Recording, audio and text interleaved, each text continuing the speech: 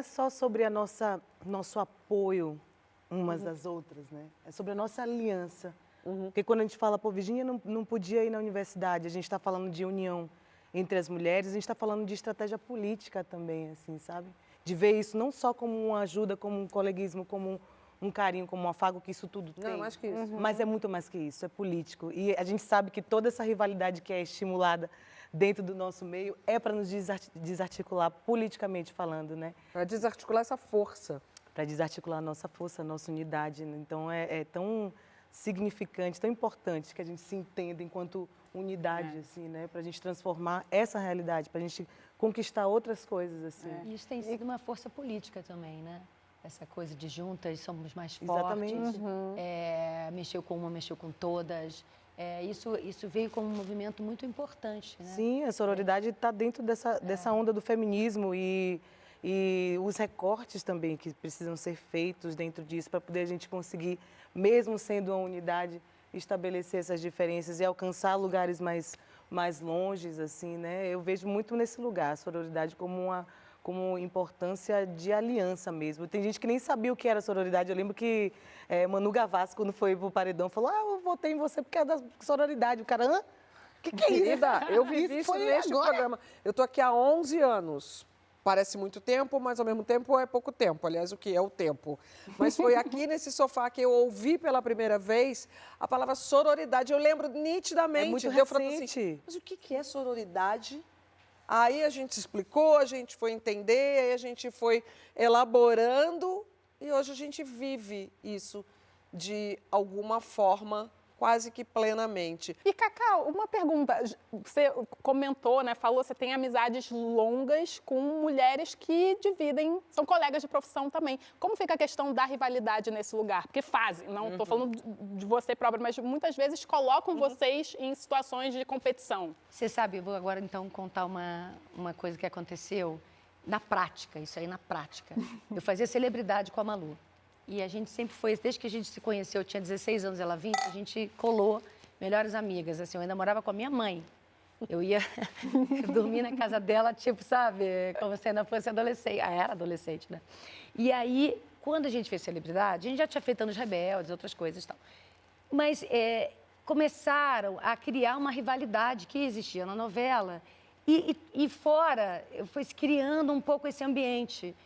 E eu fiquei grilada, que eu falei assim, isso é da ficção, isso não pode atingir a gente. Aí eu me lembro assim, que uma hora, em determinado momento, eu escrevi uma carta para ela. Eu falei assim, você sabe que isso pertence à novela, que é bom para as pessoas estimularem isso, porque isso faz a coisa ficar, mas isso não nos pertence. Muito bom. Uau. E assim, a gente tem que se blindar disso, a gente tem que se proteger disso.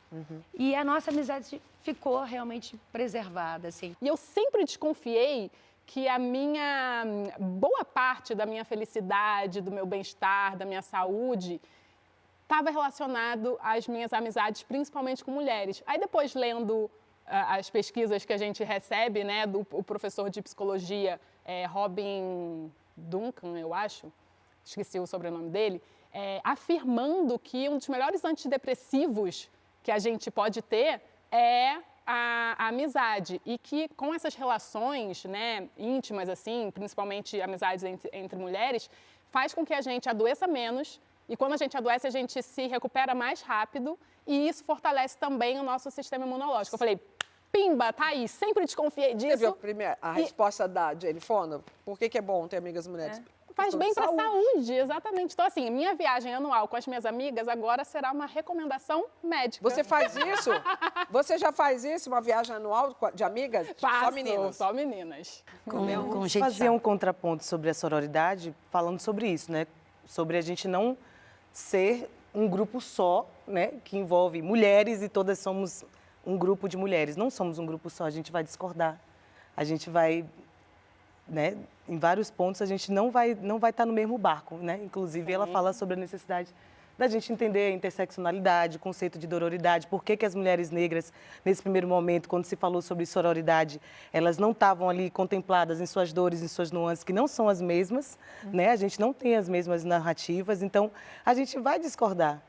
A gente vai olhar para outra e falar, pô, isso aqui não é legal, mulheres são humanas, mulheres também erram, e assim, Isso vai existir, né? Tem umas mulheres na política, então, pelo sabe, amor de Deus, agora né? sim, óbvio que tem Opa, muito mas mais nessa- dedos. Completa. E tem muito mais dedos apontados para as mulheres, né, no sentido de se a mulher errar, e principalmente nós e tal, existem muito mais dedos apontados, muito menos acolhimento, muito menos abertura para poder resolver esses erros do que para os homens. Então, a gente precisa criar realmente essas estratégias, fazer esses recortes dentro da sororidade, porque somos mulheres, mas somos bem diferentes. Eu tenho certeza que vocês já receberam as mensagenzinhas, né? As redes sociais.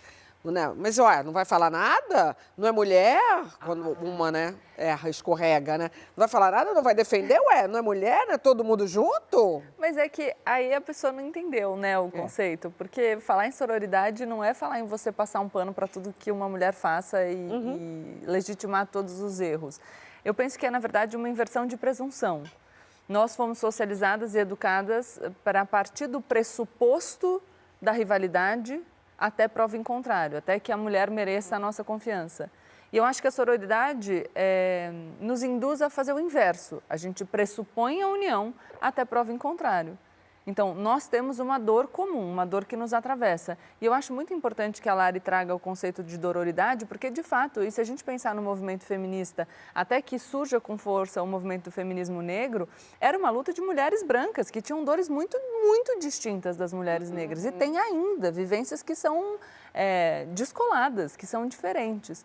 Mas a gente precisa entender que nós temos uma dor comum. Qual? A questão de gênero, a opressão de gênero atravessa todas nós. Isso significa que a gente vai ter que concordar em tudo? É claro que não. Isso significa que a gente vai passar um pano para os erros das mulheres? É claro que não. Mas isso significa que a consciência dessa dor comum vai fazer com que nós nos vejamos como aliadas. Ponto. É essa a presunção. Mas nos vimos como aliadas. Alguém cometeu um equívoco? Aí a gente julga individualmente.